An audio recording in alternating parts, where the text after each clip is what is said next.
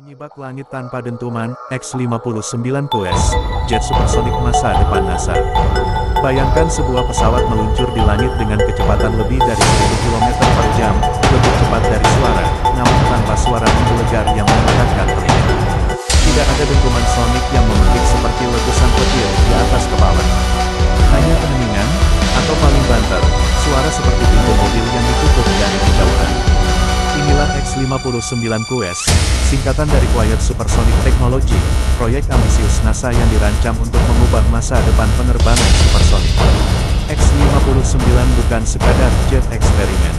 Ia adalah harapan baru untuk menghidupkan kembali era kemasan penerbangan cepat, tanpa membawa keributan yang membuatnya dilarang terbang di atas daratan selama lebih dari 50 tahun. Awal mula, dari dentuman menjadi misi.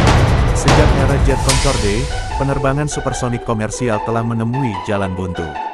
Salah satu penyebab utamanya adalah sonic boom, gelombang kejut yang dihasilkan ketika pesawat menembus kecepatan suara.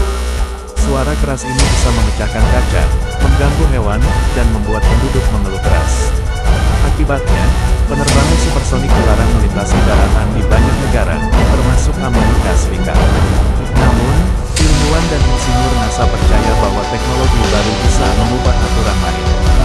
Mereka memulai proyek X-59 dengan satu tujuan utama, membuktikan bahwa pesawat supersonik bisa terbang senyap.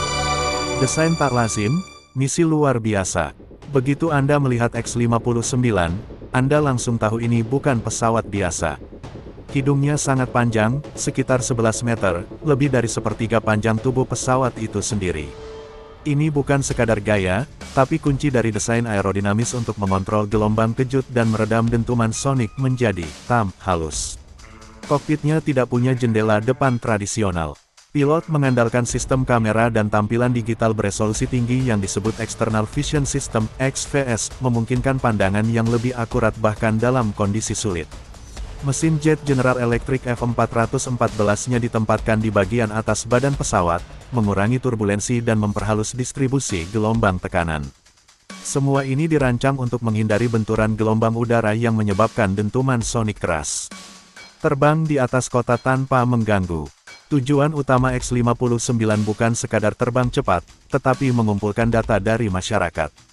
Setelah pengujian teknis selesai, NASA akan menerbangkan X-59 di atas berbagai kota di Amerika Serikat, bukan untuk menguji kecepatan, tapi untuk mendengar reaksi warga.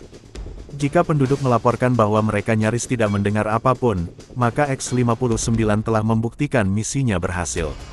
Data ini akan diserahkan kepada regulator penerbangan seperti FAA dan ICAO, sebagai dasar untuk mengubah aturan larangan penerbangan supersonik di atas daratan.